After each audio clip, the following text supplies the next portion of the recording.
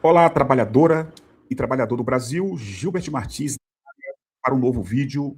A gente vai falar como tema principal do deputado federal, delegado de São Paulo, Paulo Bilinski. O deputado fez uma acusação completamente sem nenhuma prova contra Lula, contra a esquerda e contra o PT. Nós vamos agora mostrar em detalhes a reação do deputado Rui Falcão, que entrou na Justiça e na Câmara dos Deputados contra essa acusação absurda. Fique aí até o final, não saia daí. Porque as informações que a gente vai trazer sobre esse deputado, antes de compartilhar com você, trabalhador e trabalhadora, os detalhes da acusação que ele fez e o que ele vai sofrer na Justiça, ou pode sofrer, são fundamentais. Você sabe que esse deputado foi eleito na esteira do bolsonarismo lá em São Paulo. Um defensor de armas, um cara que defende a violência e só. Esse cara foi eleito na rabeira do coeficiente eleitoral quando a Carla Zambelli, que está presa lá em Roma, conseguiu quase 1 milhão de votos. O Tiririca, ele, Bilinski e vários outros, por causa desse tal de coeficiente eleitoral, foram levados para a Câmara dos Deputados com um número ínfimo de votos.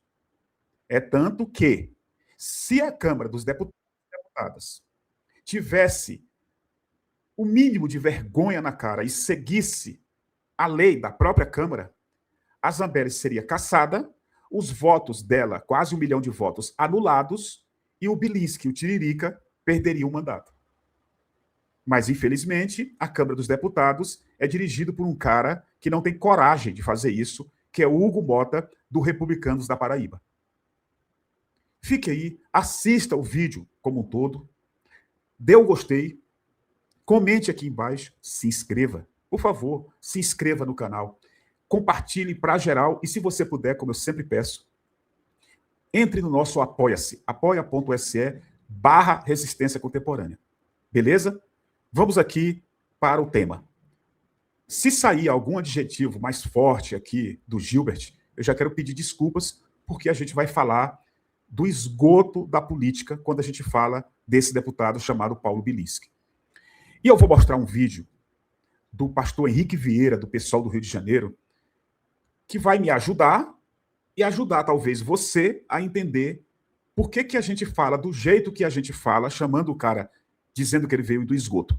Preste atenção para este vídeo bem curtinho, do pastor Henrique Vieira, do PSOL do Rio de Janeiro.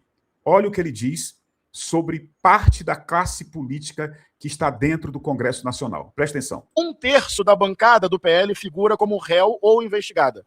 1/3. 35 deputados até agora, porque toda semana tem alguma denúncia ou algum escândalo com plausibilidade e provas sobre parlamentares deste partido. Aqui o levantamento de várias denúncias destes deputados. Alguns exemplos: fake news, crime contra a honra, crimes eleitorais, ameaça, lesão corporal, abuso de poder econômico, desvio de verba pública, peculato, falsificação de documentos, falsificação ideológica, corrupção e violência contra a mulher. Aqui, tudo baseado em fontes, em dados. 1/3 deste partido ou está como réu ou sob investigação, e aqui um repertório vasto de crimes. Desde disseminação de fake news, a violência contra a mulher, passando por desvio de verba pública e abuso de poder econômico.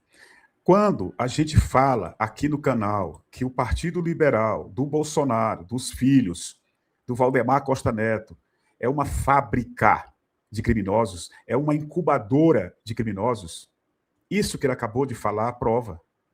É um deputado que convive no dia a dia com esses criminosos do PL. Eu vou colocar um vídeo da Sâmia Bonfim. Vocês ficaram sabendo que a Sâmia e o Glauber fizeram um debate, se não estou enganado, agora no começo do mês de dezembro, lá no podcast Três Irmãos, num debate feito contra o Paulo Bilinski e o Eduardo Bolsonaro. Percebam o que ela diz. ela chama os caras de criminosos na cara deles e de milicianos, que é o que a gente ouve da maioria dos analistas no Brasil, da maioria dos apresentadores de canais como esse. E a Justiça do Rio, vou falar só da Justiça do Rio, investiga os crimes dos filhos do Bolsonaro e do próprio Bolsonaro há anos. Todo mundo sabe das investigações do Ministério Público do Rio, da Polícia Civil do Rio, da Justiça do Rio, contra o Flávio Bolsonaro, que é o mais velho deles. O caso da rachadinha, a ligação com a milícia, que é o crime organizado, são matadores de aluguel, o cara que empregou a família inteira do Adriano da Nóbrega, que é o matador de aluguel. Vocês lembram tudo isso? Isso foi engavetado, foi arquivado, depois que o cara chegou, o pai dele chegou ao poder. Então, chamar esses caras de milicianos, de criminosos, não sou eu que chamo. É a população brasileira. Olha o que diz a Sâmia Bonfim nesse debate que eu me referi. Tá? A gente vai já chegar ao ponto principal, que foi a acusação que o Bilinski fez ao Lula, ao PT e a partido de esquerda no Brasil.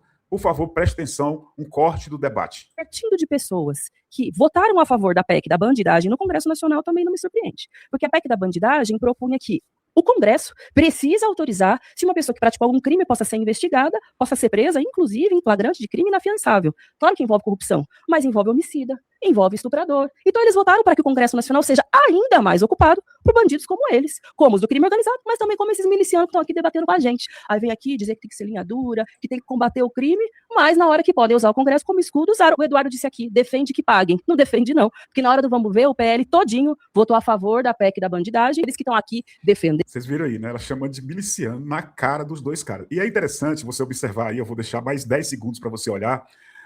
Durante quase todo o debate, quem assistiu deve ter visto, o Eduardo Bolsonaro não olha para ninguém. Ele fica sempre com o dedo na testa ou com a mão na testa e sempre olhando para o celular. Não tem coragem de olhar na cara dos debatedores. E o Paulo Bilinski quase sempre tentando tirar a concentração do Glauber e da Sâmia Bonfim. Durante esse mesmo debate, o Glauber Braga lembrou da suspeição que existe sobre o Paulo Bilinski do assassinato da esposa, da namorada, da companheira do Paulo Bilinski. Vocês lembram o que aconteceu com a Priscila Delgado? A Priscila Delgado, ela morreu dentro do apartamento do Paulo Bilinski. A família da Priscila Delgado nunca engoliu essa versão do Bilinski. O Bilinski disse que ela tentou acertá-lo e depois se matou. Essa versão tem vários furos que eu vou, inclusive, mostrar para vocês a matéria aqui. Então, o Glauber lembrou dessa questão durante o debate. Eu vou mostrar para vocês aqui agora.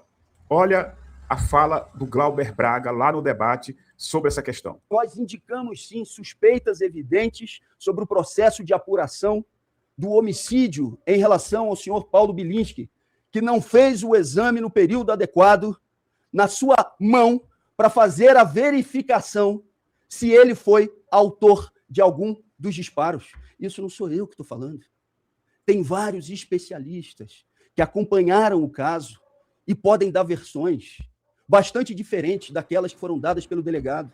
E se quiser me processar, o faça, porque o que eu farei é indicar a exceção da verdade, chamando os melhores especialistas do Brasil para poderem estar apresentando a defesa. O senhor fica nervoso porque sabe o que fez no verão passado. Eu quero apostar. É tanto que isso aqui aconteceu, se eu não me engano, em dezembro passado e até agora não vi nada sobre uma ação que o Paulo Bilinski tenha feito na justiça contra o Glauber Braga, pelo Glauber Braga ter dito isso que ele falou. Sabe por quê? Porque se ele entra na justiça contra o Glauber Braga sobre essa questão da morte da namorada, o Glauber Braga pode chamar os especialistas dentro dessa questão da investigação do crime que não foram ouvidos, que a justiça não deu trela. Então o Paulo Bilinski pode se dar muito mal. Então eu não vi. Se você que está me ouvindo agora viu alguma coisa de que o Paulo Bilinski tenha entrado na justiça contra o Glauber depois do que o Glauber falou nesse debate, me manda no e-mail, contato.tvrc@gmail.com. Eu vou mostrar para vocês duas matérias, aí a gente termina o vídeo com a acusação do Paulo Bilinski. sobre essa questão do assassinato ou do suicídio da Priscila Delgado. Preste atenção para essa matéria no jornal O Globo, da época. Jornal O Globo, da época. Não é nenhum site de esquerda, está aqui em cima, ó, O Globo.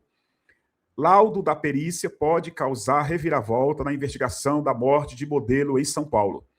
Novas evidências. Essa matéria é do dia 30 de maio de 2020. 30 de maio de 2020. Novas evidências podem causar uma reviravolta no caso da morte da modelo Priscila Delgado, de 27 anos, que mantinha um relacionamento com o delegado Paulo Bilinski, de 33 anos.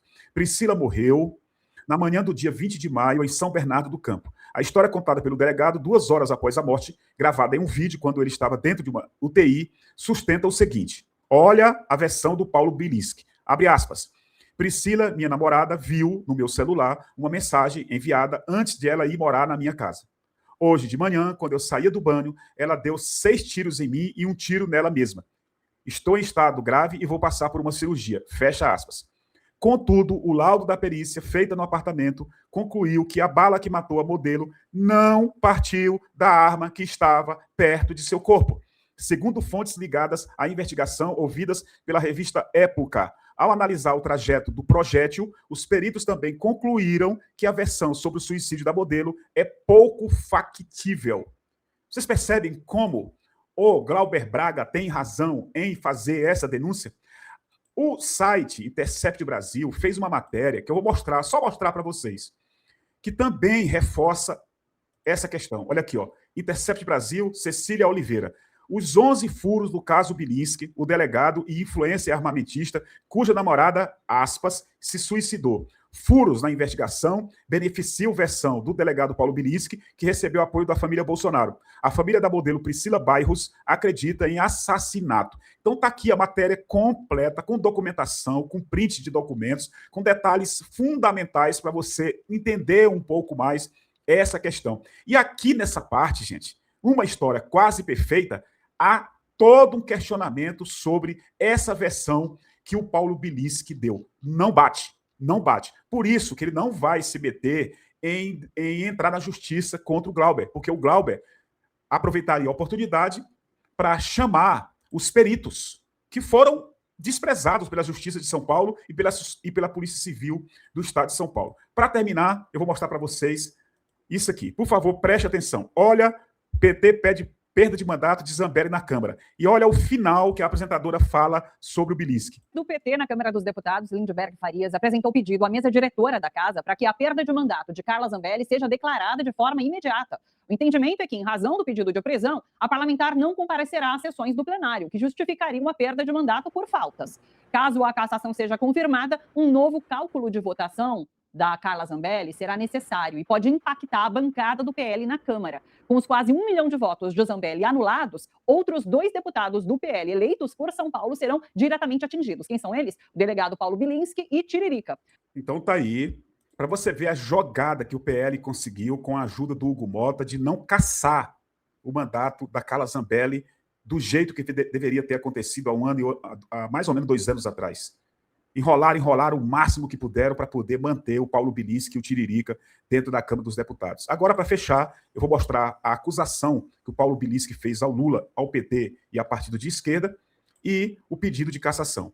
Paulo Bilinski pode ser cassado após acusar Lula de receber dinheiro do narcotráfico. Está aqui a matéria. O deputado federal Paulo Bilinski, do PL de São Paulo, tornou-se alvo de um pedido de cassação do mandato após disseminar acusações sem provas contra o presidente Luiz Inácio Lula da Silva, o Partido dos Trabalhadores e outras legendas.